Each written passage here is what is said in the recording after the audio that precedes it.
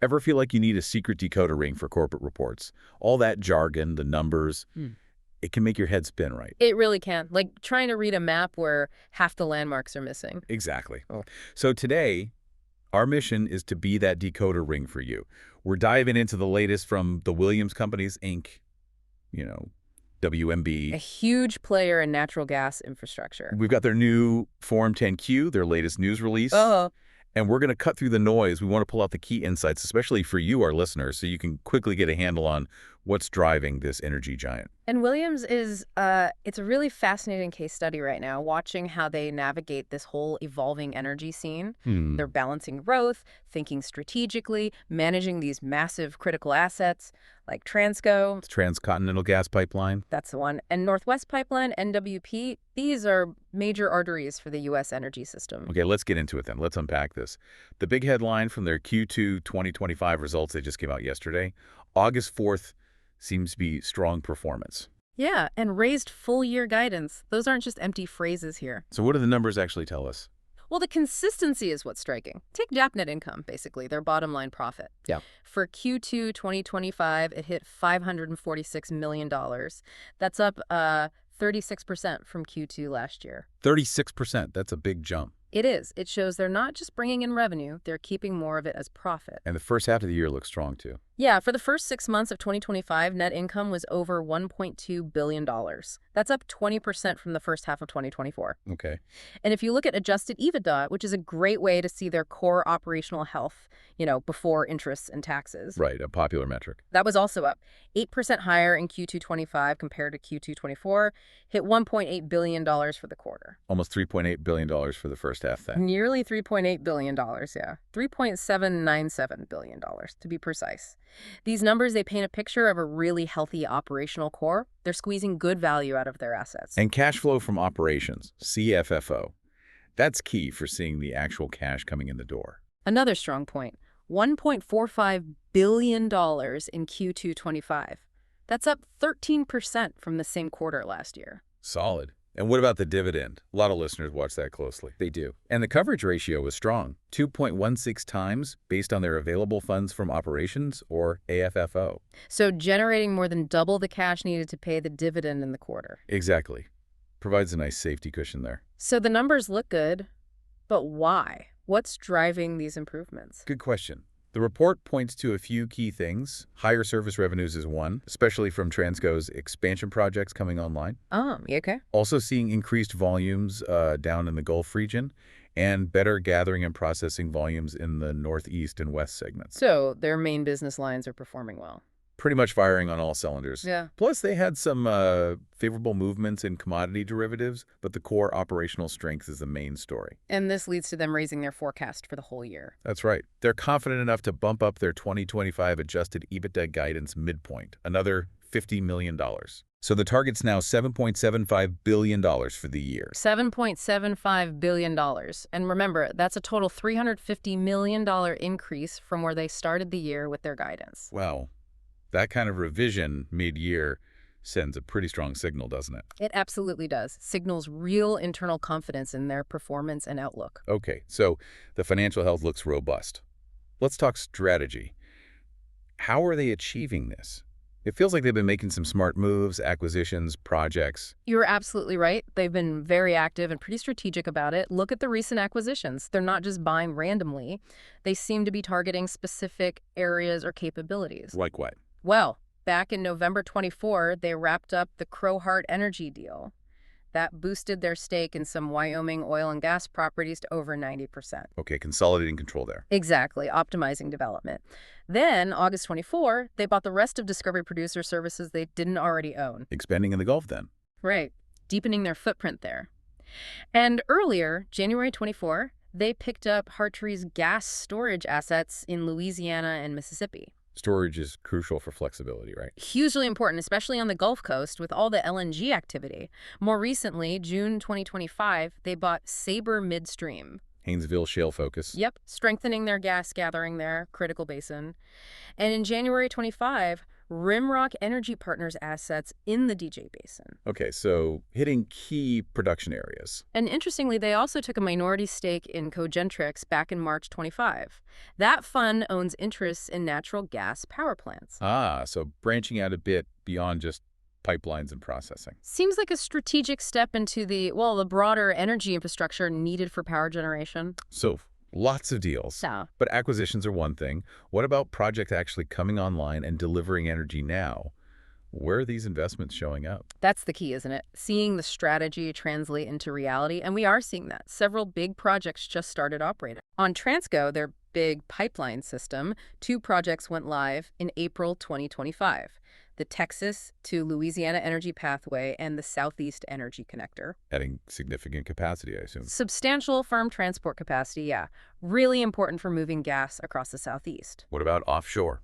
Busy there, too. The Deepwater Whale project that handles offshore gas gathering and crude transport started up in January 25. And then the Deepwater Shenandoah project, offshore gas gathering, transport, and onshore processing that just came online in July 2025. Complex projects, those deep water. It's a very complex, very critical infrastructure. And over in their west segment, the Louisiana Energy Gateway project. That's the big Haynesville gathering expansion. That's the one. A massive 1.8 billion cubic feet per day BCFD of new gathering capacity. It went into service in Q3 2025. 1.8 BCFD. That's a huge amount of gas. It really is, enough to power millions of homes daily. So a lot has already been accomplished. What's next? Their outlook talks about leading infrastructure for the clean energy economy. What does that mean in practice? Well, their CEO, Chad Zamarin, talks about powering America's future. And one project really highlights this direction: Socrates Power Innovation. Socrates. In Ohio. That's it, New Albany, Ohio. It's a huge $1.6 billion investment, 2 power generation facilities. They'll provide 400 megawatts of committed on-site power directly to a customer. Wow. Who's the customer? Did they say? They didn't specify, but given the location and scale, data centers are a very likely candidate. It's backed by a 10-year, mostly fixed-price power purchase agreement. A $1.6 billion bet on supplying power potentially to data centers. That's a significant move, isn't it? Expected in late 2026. Second half of 2026, yeah. It really shows them moving to meet these huge new sources of energy demand. Fascinating. What about their bread and butter, the pipelines? Still expanding there. Oh, absolutely. The pipeline expansion list is long and critical for meeting demand growth. On Transco, for instance, they've got the Southeast Supply Enhancement Project. That's adding almost 1,600 million decatherms per day of capacity. Yeah. Huge project, expected Q3 2027. 1,600 milli, again, massive scale. It is. Then there's the Northeast Supply Enhancement, 400 MMD list, expected Q4 2027. They just signed agreements for that last month. Okay. Dalton Lateral Tussock as well, further out, Q4 2029. And NWP, the Northwest Pipeline, isn't standing still either. More expansions out west. Yep. Reichman Creek Loop, Stanfield South, adding capacity in 25 and 26. They're supplying gas for the Naughton coal-to-gas power plant conversion, too. Right, that's important for reducing coal use. Exactly. And even a project called Wild Trail, fully subscribed by one of their own affiliates. So lots of organic growth still happening on the pipes. It seems like a clear strategy. Connect the booming supply, especially from places like the Haynesville, to growing demand centers, LNG exports on the Gulf Coast, industrial users, maybe power generation. That sums it up well. They're positioning their infrastructure to serve those key growth areas. And they're putting serious money behind it. That 2025 capital expenditure forecast, excluding acquisitions, somewhere between, $2.6 and $2.9 billion? $2.575 billion to $2.875 billion, yeah. Right. A very significant investment in building out that future capacity. Of course, it's not all just growth and smooth sailing in this business, is it? There are always challenges, regulatory hurdles, environmental issues. Absolutely. It's a complex landscape to operate in. Williams highlights several risk factors themselves. Like what? Well, for example, Transco filed a big rate case with FERC, the energy regulator, back in August 24. Right. Rate cases can be contentious. They can.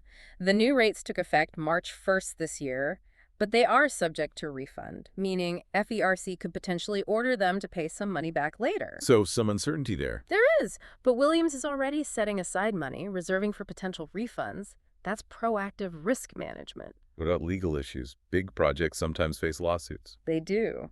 Transco actually got hit with an adverse judgment recently, $110 million related to construction litigation on the Atlantic Sunrise project. Ouch. That's not small change. No, but they're appealing it. And they estimate the actual probable loss will be substantially less. Plus, they expect to get about 29% back from a project co-owner. Okay, so context matters there. Still a headache to deal with. Definitely highlights the risks in major construction. And then there's the environmental side, always a moving target. How are they managing that? Any specific examples? Well, they have ongoing environmental remediation activities, about $42 million set aside for that as of June 30th. And they specifically mention Washington State's Climate Commitment Act. It's a cap and invest program started in 2023. So they have to buy carbon allowances now. NWP does, yeah, for its compressor stations and gas deliveries in Washington. But the key thing is their latest rate settlement allows them to recover those costs. Ah, so they can pass those costs through in their rates. Seems so. It shows that constant back and forth. New regulation comes in, you adapt operations, and you try to manage the financial impact through regulatory mechanisms. Okay, so managing growth, managing risk. How does this all translate into financial stability and shareholder value? How are they ensuring they have the resources, and how are they returning value to you, the investor? They seem quite confident about their liquidity for 2025. They point to cash from operations, which we saw is strong, plus their big $3.75 billion credit facility. Which they weren't drawing on much, right? No commercial paper out? Correct. Zero commercial paper outstanding at the end of June. So that facility is available. Plus, they have options like issuing debt or potentially selling non-core assets if needed. So multiple levers for funding? Yeah, it gives them flexibility. And the credit rating agencies seem to recognize this stability. What are the ratings looking like? I saw some positive outlook changes. They did. S&P has them at BBB+, with a stable outlook as of March. Moody's shifted their outlook to positive in April, keeping the rating at Bat2. Positive outlook, that's a good sign. It is. And Fitch also upgraded their outlook to positive back in January with a BBB rating. All solid investment-grade ratings. Which helps keep borrowing costs down, of course. Absolutely. Crucial for a capital-intensive business like this. And then, the direct returns to shareholders. Dividends, buybacks. Clear focus there. They increased the quarterly dividend earlier this year, bumped it up to 50 cents per share from billion bought for $7.55. So growing income for dividend investors. Yes. And while they didn't buy back any stock in Q2, they still have that $1.5 billion share repurchase program authorized back in 2021. How much is left on that? Over $1.3 billion remaining. So the authorization is still largely there, giving them the option to repurchase shares if they see fit. Okay. So wrapping this up, we've covered a lot of ground financials, strategy, projects, risks, shareholder value. What's the big takeaway for you, the listener, trying to understand Williams and the energy sector? I think the main takeaway is that Williams isn't just reacting to the energy landscape, they're actively trying to shape it. They're showing really strong financial health right now. They're growing strategically through these targeted acquisitions we talked about. And they have a pretty clear vision for expanding the natural gas infrastructure that's critical today, while also starting to build for emerging needs, like potentially powering data centers. Great. You're making those big investments, managing the inherent risks with what seems like a clear plan. And they're delivering on the tangible things, getting projects built, paying that consistent growing dividend. It really paints a picture of a company that's deeply embedded in the current energy system, but also making calculated bets on the future. So a final thought for you to ponder as you watch this space. Yeah, here's something to think about. As this whole energy transition unfolds, you see Williams doubling down on natural gas infrastructure, but also making these significant moves like the Securities project, aimed at new power demands like data centers.